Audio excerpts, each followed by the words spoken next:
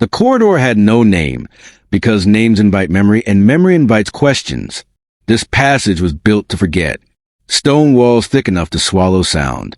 Cameras that never blinked, never judged. A place where silence was not absence, but command.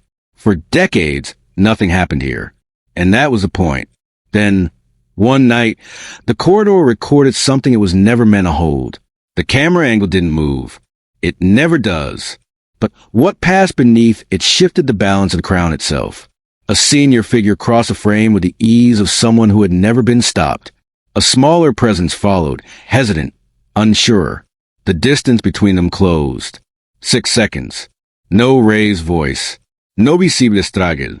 Just a quiet breach of the oldest rule the monarchy never writes down, because it should never need to. Children are untouchable. The guard on duty did something no one had done in that corridor for generations. He turned his head. Not fully, just enough to see what protocol forbade and conscience demanded. His hand moved to the wall. No alarms. No chows. The corridor sealed itself. And deep within the palace systems, an obsolete royal code reactivated. One reserved for moments when the future of the crown is no longer theoretical, but endangered. The corridor was never meant to be noticed. It existed beyond the reach of ceremony and beyond the curiosity of maps, buried inside the oldest stonework of the palace, where architecture favored control over beauty. Its walls were thick, pale, and unadorned, built to absorb sound rather than reflect it. Light entered reluctantly, filtered through recessed fixtures designed not to illuminate, but to observe. Silence was not an atmosphere here. It was policy. For generations, nothing of consequence had occurred within these walls. Courtiers passed through without lingering. Guards stood without shifting. Cameras recorded endlessly, unquestioned and unchallenged, because nothing ever happened worth remembering. Until it did. The footage began like every other archive night. Static, symmetrical, indifferent. The corridor stretched from one sealed door to another, empty and obedient. Time stamped itself in the corner of the frame. Seconds passed without meaning. Then a presence entered. Authorized, recognized, unhurried. The figure moved with the certainty of rank. Someone accustomed to deference. The doors opening before a hand was raised. The guard stationed along the wall did not turn. His posture remained fixed, eyes forward, spine straight. He had been trained for this corridor specifically, trained not to notice. A second figure appeared, smaller, slower. The camera did not capture faces clearly, only posture, distance, movement. But hesitation has a shape.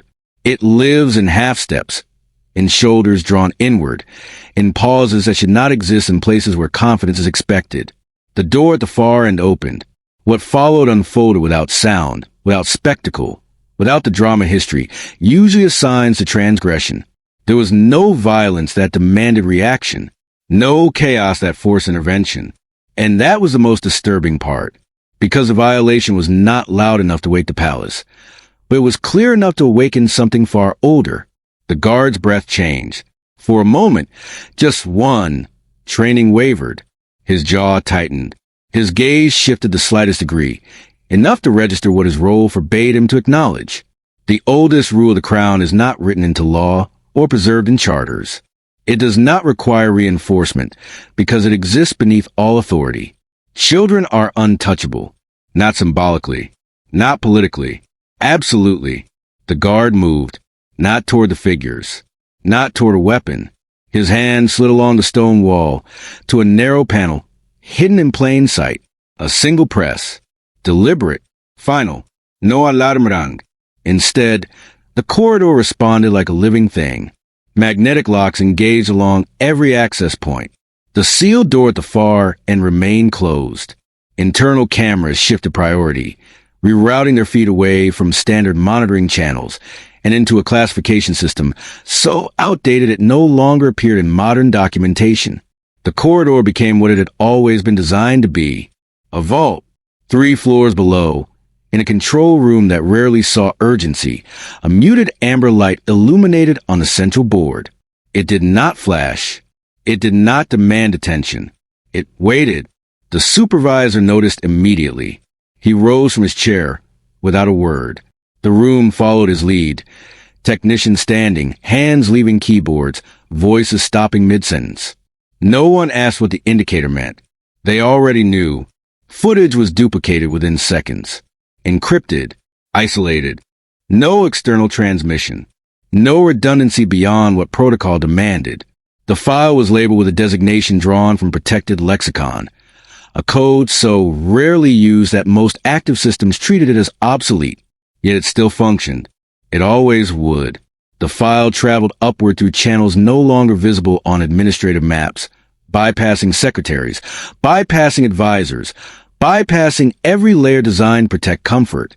It reached only one destination. The knock on the door was precise. Not loud, not hesitant, measured. Inside the private residence, sleep dissolved instantly. The man within sat upright before the second knock came, already aware that whatever waited outside could not be delayed. The door opened to subdued light and restrained faces. "This is not familiar matter," the aide said quietly.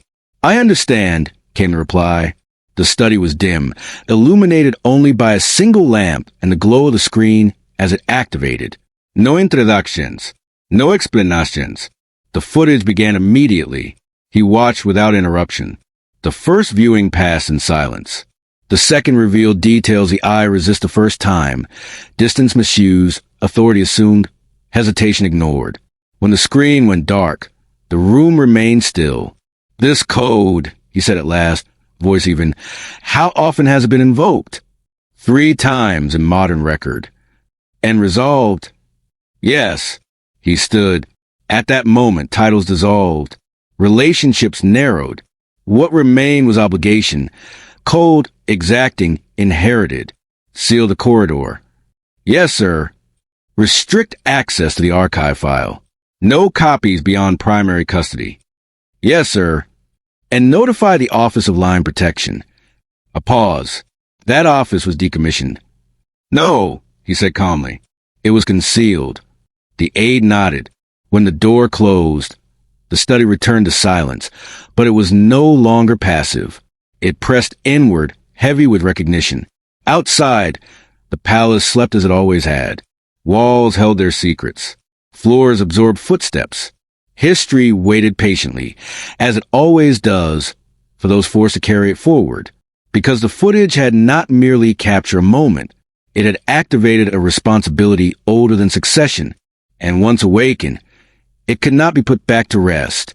The silence that followed was not empty. It carried weight, measured, archival, deliberate. The kind of silence that exists only inside institutions that have survived by knowing when not to speak. The corridor had been sealed. The footage had been buried. Yet the palace itself seemed aware that something irreversible had begun. Morning arrived without ceremony, behind closed doors. The machinery of the crown adjusted its posture. Offices that rarely communicated directly exchanged coded acknowledgments. Doors opened for individuals who were not scheduled to enter them. Language became careful again. Formal titles replacing first names. Written memos replacing conversation. Inside a secured study, the heir sat alone before a slate-gray folder bearing no crest. There were no labels on the cover. Only a thin red line, embossed into the leather.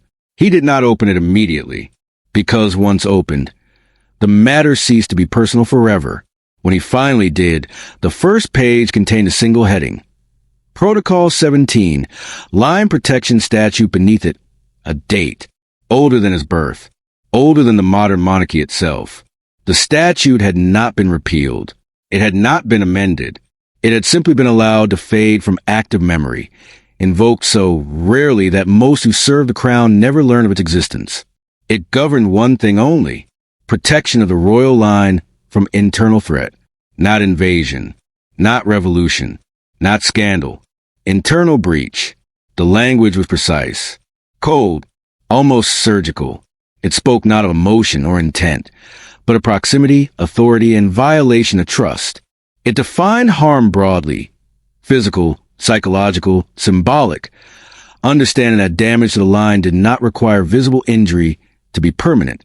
The heir read without expression. Footsteps approached outside the study, then stopped at a respectful distance. The door opened only when summoned. Those who entered did so without expectation dialogue. The private secretary, the chief of palace security, the archivist of royal statutes. 3 roles that rarely occupied the same space. Begin, the heir said. The archivist spoke first. His voice carried the careful cadence of someone accustomed to reading history, aloud rather than interpreting it. Protocol 17 has been enacted 3 times since its codification. Each instance involved a senior member of the household whose actions pose a direct risk to the integrity of the line. Outcomes, the heir asked, removal from proximity, revocation of access. In 2 cases, permanent reassignment beyond the inner circle. And public knowledge? None.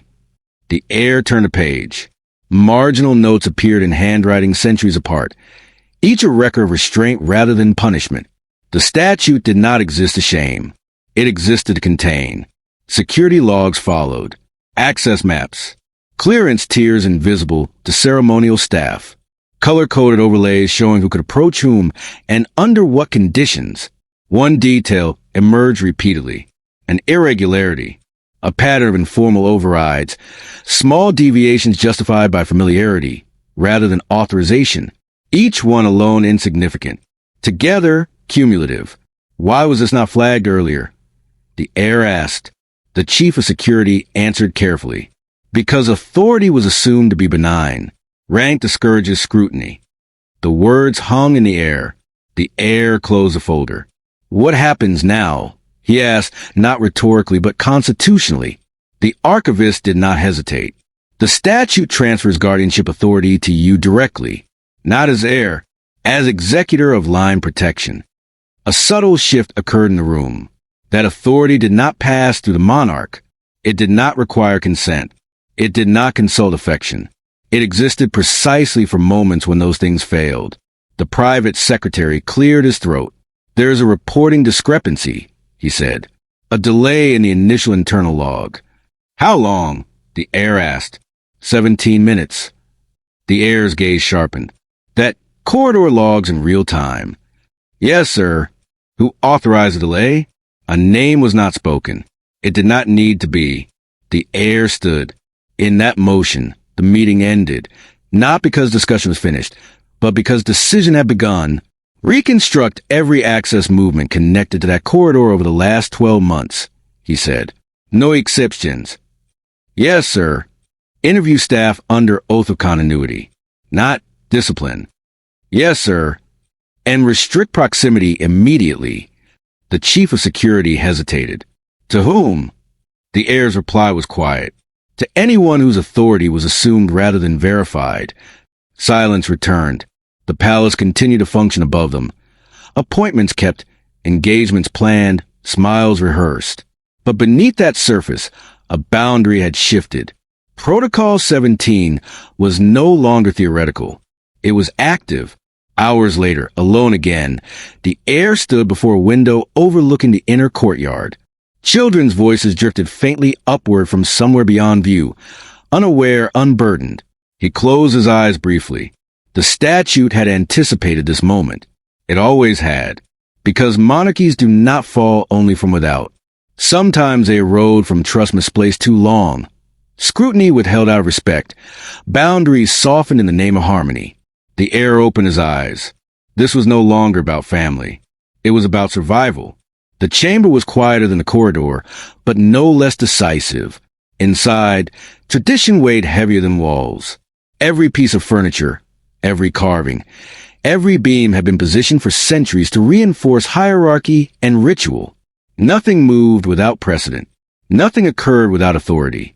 And yet, in that silence, a confrontation was inevitable. The heir entered with measured steps. Authority preceded him, yet it was not arrogance. It was constitutional. Not personal, but necessary. Across the room, the queen consort observed. Poised, composed, aware that this was a moment older than parliaments, older than reforms, older than modern ceremony itself. Protocol 17 has been enacted, he said, voice steady but low. The line's protection cannot be negotiated. She did not flinch. Her eyes remained calm, but they carried the weight of entitlement. the assurance that rank could shield intention from scrutiny. "It was a single incident," she replied. "A misunderstanding. Nothing more." "Nothing more?" he asked, his tone even almost clinical. "The record does not lie. Observation does not lie. Silence does not lie." The room contracted around exchange. Words fell into the air like measured stones, each one resonating longer than the last. Heavy pauses followed. Neither figure moved, yet every muscle was tense, every heartbeat deliberate. The revelation came mid-discussion, almost imperceptibly at first. The act had not been born from malice or anger. It was assertion, a claim of authority where none could be granted by tradition. The queen consort's voice faltered, barely, but it was the clearest admission yet. Control had overridden propriety. Staff, once invisible in the background, became aware of the fracture in loyalties. Advisors shifted uneasily, aides hesitated, and secretaries paused mid-note. Hierarchy had a crack, and it was widening. The air spoke again. Guardianship authority is now active. Rank does not excuse proximity when the line is at risk. Not here. Not ever. Silence enveloped the chamber. The implications were immediate and absolute. Authority was being redefined in real time. Privilege no longer insulated behavior. Tradition itself was subordinate to duty. The queen consort's composure returned, but it was tempered by understanding. Her position remained, but her influence was restrained. A new rule had been established. Guardianship superseded marital or ceremonial rank when the line itself was threatened. The room exhaled collectively, though no sound escaped. Decisions had been declared, loyalties tested, and the balance of power shifted. The act of assertion had been confronted and neutralized, not with spectacle, but with procedure. When the air finally stepped back, the chamber was still, yet it was no longer the same. A threshold had been crossed. Authority had clarified itself. Tradition had adapted to enforce protection. The decision had been made. It carried no fanfare, no announcements, no applause or protest. The act of enforcement was deliberate, solemn, and invisible to the public eye. The inner circle, once a place of unchallenged proximity, had shifted its boundaries without spectacle. Boundaries that now delineated authority from entitlement, guardianship from privilege, duty from desire. The queen consort, once untouchable within the inner sanctum, was moved beyond the velvet line. Not expelled, not humiliated, but removed. A calculated absence replaced presence. Access revoked. Influence contained. The act was precise, surgical, and unyielding. No dorslam. No words shouted. Yet the weight of the gesture was undeniable. Every member of staff felt it. Every servant, secretary, and guard understood that tradition had been recalibrated. Historical parallels surfaced in silent, heavy moments. Sealed letters, precedent cases, and records of centuries past whispered through the archives. Each had been hidden, obscured from modern eyes, yet their purpose was clear. Protection of the line required enforcement, not silence. Past instances had set the pattern. Enforcement was always discreet, always absolute, and always morally necessary. The air wrestled internally with the gravity of the choice. The move was unavoidable. He understood that preserving legacy meant more than maintaining appearances. It demanded courage, detachment, and endurance. The echoes of moral cost reverberated through his consciousness, blending responsibility with isolation. Whispers circulated quietly through the palace. Staff noticed subtle changes in protocol, the absence of familiar presence, the recalibration of access. Loyalty fractured, not out of betrayal, but out of recognition that no one, no matter rank, could supersede the authority now exercised. The line had been defended, and the palace acknowledged it. The truth became undeniable.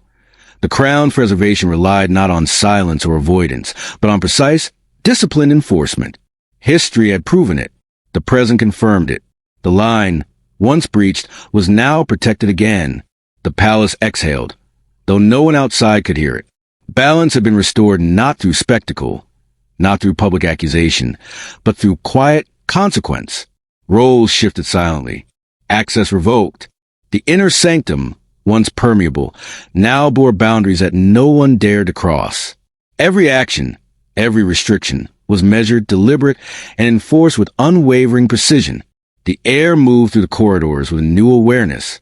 Every gesture, every nod to staff, carried weight beyond ordinary protocol. He understood that protection required more than authority.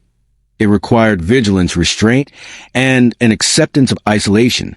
Decisions had consequences unseen by the public, invisible yet absolute. Silence was a method, and enforcement its language. The staff adjusted accordingly. Privileges recalibrated. Security logs were updated. Historical records archived. Subtle signals conveyed the change. Unspoken acknowledgement of limits, recognition of guardianship, and deference to the invisible line now drawn around the children of the crown. No one tested it. No one would. The air accepted the solitude inherent in moral leadership.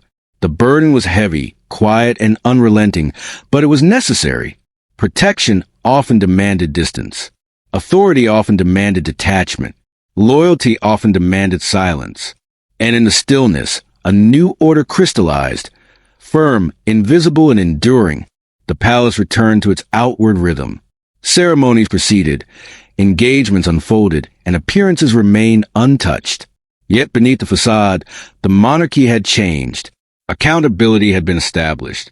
Legacy had been preserved. The line was secure, and it had been done without fanfare, without scandal, without spectacle. Silence is not weakness. The palace, now calm, carried no outward signs of the struggles that had taken place behind closed doors. Hallways, corridors, and chambers returned to their ceremonial rhythm. Footsteps echoed without urgency. Doors opened and closed with habitual precision. Yet within that stillness, the crown's lessons had been engraved, not in law books nor in public records, but in the very understanding of duty.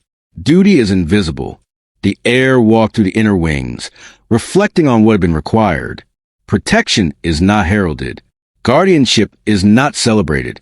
Authority is not applause. Restraint, vigilance, and moral clarity form the backbone of the institution. To maintain the line, one must often act when no eyes are watching, when no acknowledgement is possible, when consequences are personal and unshared. That is the true currency of stewardship. Every measure taken, every boundary enforced, every decision executed without spectacle carried one principle: preservation, not of power, not of image, not of reputation. Preservation of the line, the future, the trust embedded in centuries of tradition. Gold does not secure a monarchy. Protocol does not sustain it. Only unwavering discipline, exercised quietly, ensures continuity. The weight of these actions settles differently for those who bear it. Loneliness is inevitable. Isolation is necessary. But the crown endures, precisely because these choices are made with care, without applause, without witness. History remembers only the structure. Those entrusted with its survival remember the moral cost. And in that quiet, the truth becomes undeniable.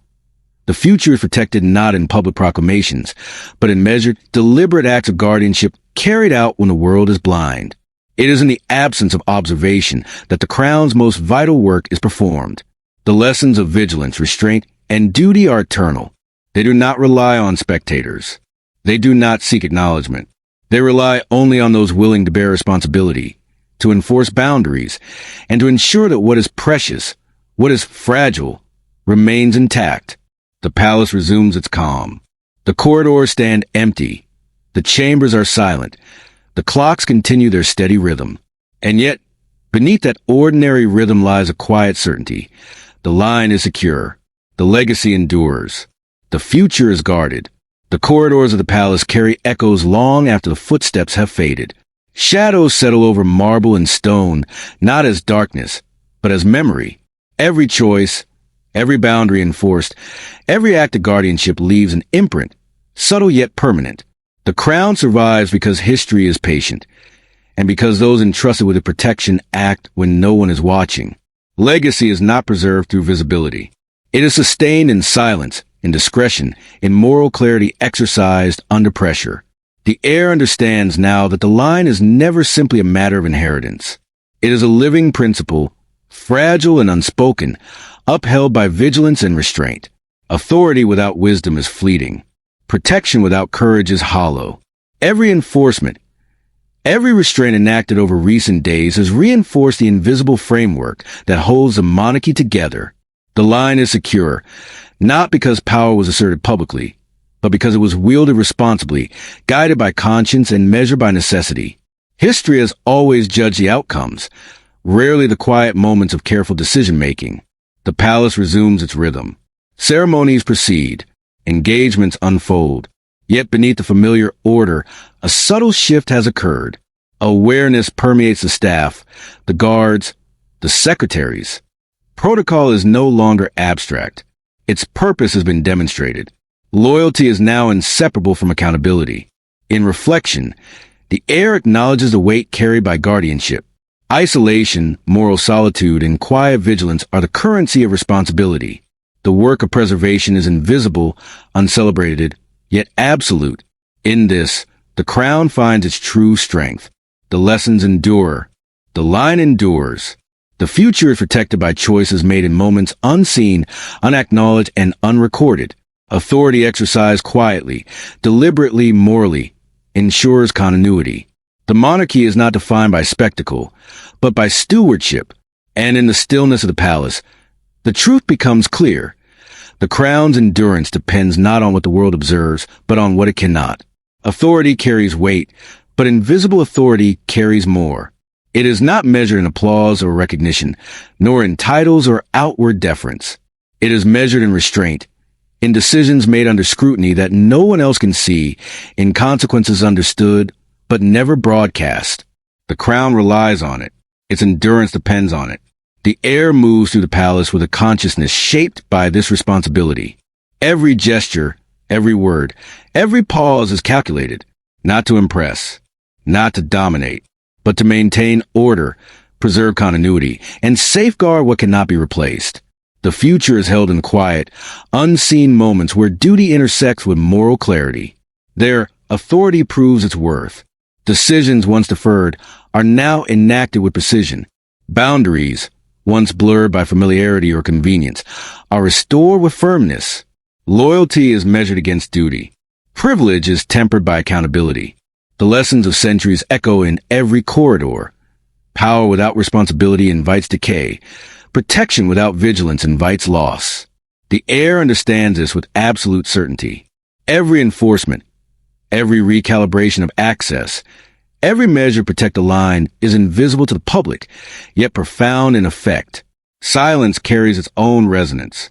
The palace continues its daily rhythm, unaware of the delicate balance maintained in its unseen recesses.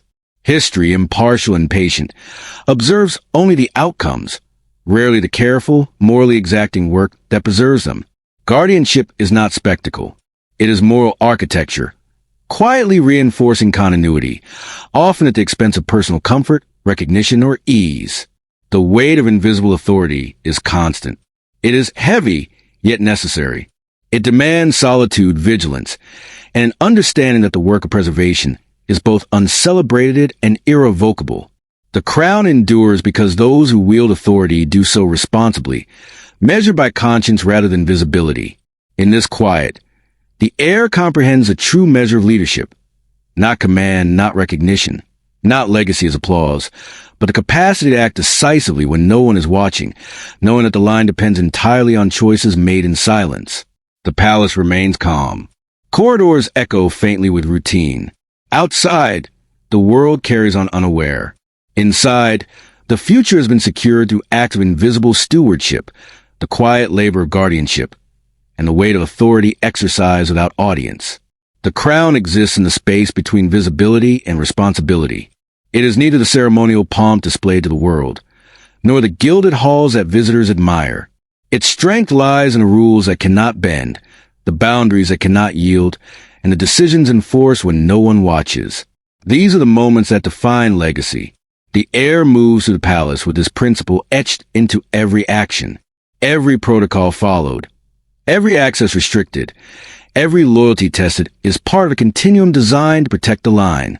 Authority is exercised quietly, with moral precision, and with awareness that any lapse could ripple far beyond the walls of stone and history. Protocol 17, Guardianship Statutes, archival precedent. They exist not for ceremony, but for survival. Every implementation, Every recalibration reinforces the same immutable truth.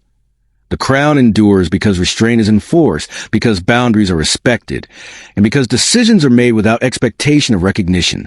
Staff, aides, and advisors understand the new order instinctively. Privilege no longer guarantees access. Rank no longer excuses oversight. Loyalty is now inseparable from accountability. Every silent action, every unseen enforcement, reaffirms the unbreakable line. The weight of this responsibility is personal and constant. The air bears it with quiet dignity, knowing that protection requires solitude, vigilance, and unwavering commitment. Decisions are irrevocable. The line cannot bend, and the future cannot be compromised. The palace continues its rhythm. Ceremonies, routines, and appearances maintain their ordinary flow. But beneath the surface, the mechanisms of guardianship operate without notice, without applause, and without error. The line remains intact because it is preserved by invisible authority and deliberate enforcement. Legacy is measured not in titles, not in proximity, not in ceremony, but in the certainty that boundaries have been maintained and the line has been defended. This is a true work of stewardship, the essence of responsibility, and a quiet power that ensures the monarchy survives. The palace never truly sleeps. Its corridors may appear empty, its chambers silent, yet vigilance never ceases. The crown exists not in moments of ceremony or public display, but in constant observation, in the quiet, deliberate acts that ensure continuity. Its endurance depends on those who bear responsibility without expectation of acknowledgement, whose decisions preserve history even when unseen. The air understands this truth with absolute clarity.